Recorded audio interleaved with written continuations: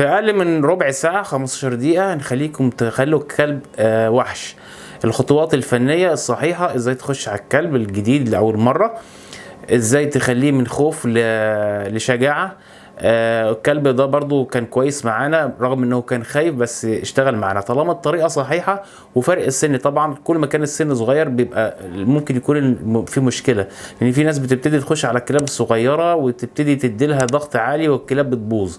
في فرق جامد يا جماعة في السن في الكلاب الحراسة. مش كل كلب ينفع للحراسة في السن المعين.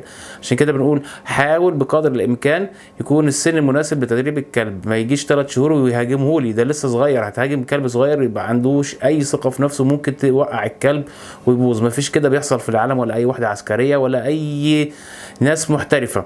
فعشان كده بنقول لكم في 15 دقيقه بس ازاي تشرس الكلب، ازاي تخلي الكلب عنده ديفنس عالي، ازاي يبتدي يهجم عليك، ازاي تخلص من خوفه. كل الكلام دوت معانا، وفي الفيديو هتشوفوا خطوه بخطوه معانا مع الديكوي ازاي بيخش. وانا مصور لكم الموضوع يعني بحذافيره عشان كله يستفيد ويبتدي يعرف ازاي الطريقه الشرعيه لتدريب الكلب، عشان بعد كده لما يشوف الكلب بيتشرس بطريقه غير شرعيه يوقف الموضوع ويقول له الطريقه كذا. رفض ما رفضش، يبقى انت عارف الطريقه الصحيحه ازاي. احنا بنعرف ندرب الكلب بالطريقه اللي انتوا شايفينها دي، ودي طريقتنا، ودي اللي بيشتغل عليها مدارس العالم كله. اي نعم في ناس ما بتبقاش عارفه الطريقه، عشان كده لما بيقول لك انا عايز اشوف في ناس بتقول لك انا عايز اشوف الكلب يتدرب قدامي عشان اعرف ايه اللي بيحصل له. دي بتبقى عندها عدم ثقه في بعض الاماكن.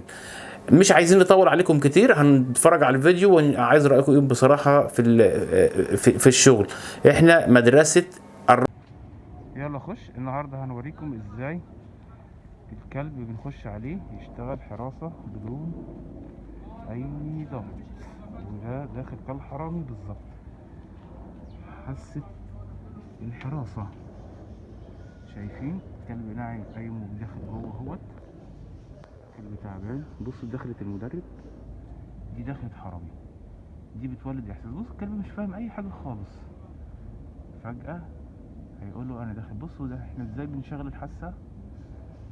انا قلت لكم قبل كده في فرق بين حاسه الحراسه والشراسه وازاي ربطوا بينهم. انا دلوقتي كده بنشط الحاسه بتاعت الحراسه. شايفين الكلب مش واخد باله خالص. بص يا عيني حبيبي حبيب قلبي، خايفان خالص. بصوا الكلب خايف ومرعوب ازاي. ده اسمه ايه؟ تنشيط الحاسه اللي ما كانتش شغاله. هنخش تاني.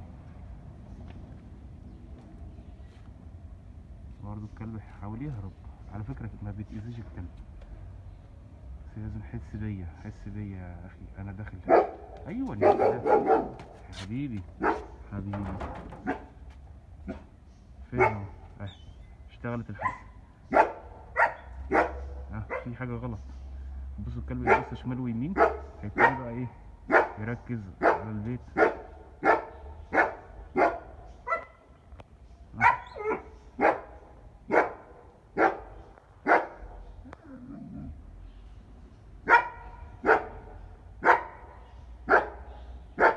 يلا يا كلب.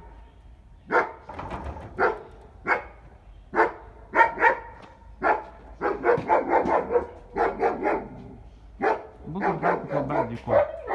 بصوا لسه خايف، لازم يواجه.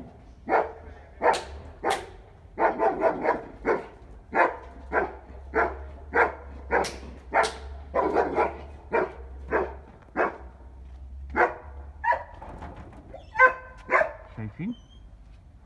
مفيش اي ضرب، مفيش اي ضغط، مفيش اي قرص، مفيش اي قلم للكلب. بصوا الكلب بدأ يعرف ان في حاجة عايز اعملها مطلوبة مني انا اعملها.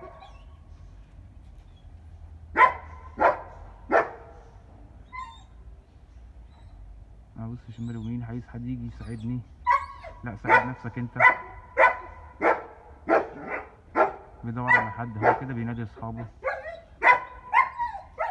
الحقوني الحقوني. لا يا بابا، انت المفروض هنا انك انت تعمل حراستك بنفسك. يلا يا خالد.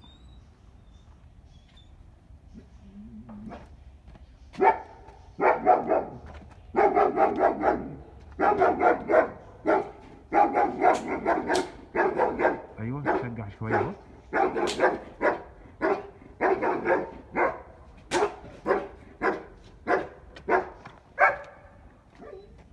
هنفصل شويه وهننادي صاحبه يطبطب عليه، لان لازم يطبطب عليه. يلا يا خالد كمل. بعد ما طبطب عليه صاحبه هنكمل.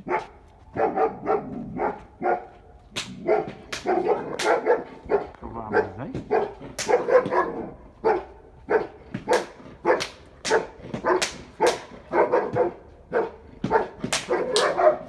يا سلام.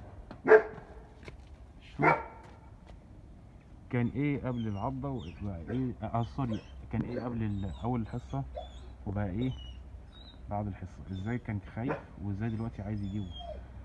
ازاي نعلي كلب ضعيف وازاي نقويه.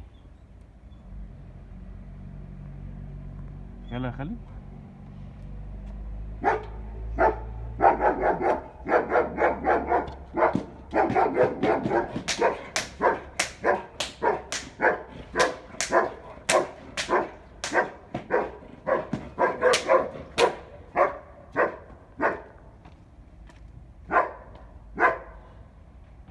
اتمنى ان تكونوا مستفيدين من الفيديو دوت، لان دوت شغل محترفين. كابتن عبد الكريم.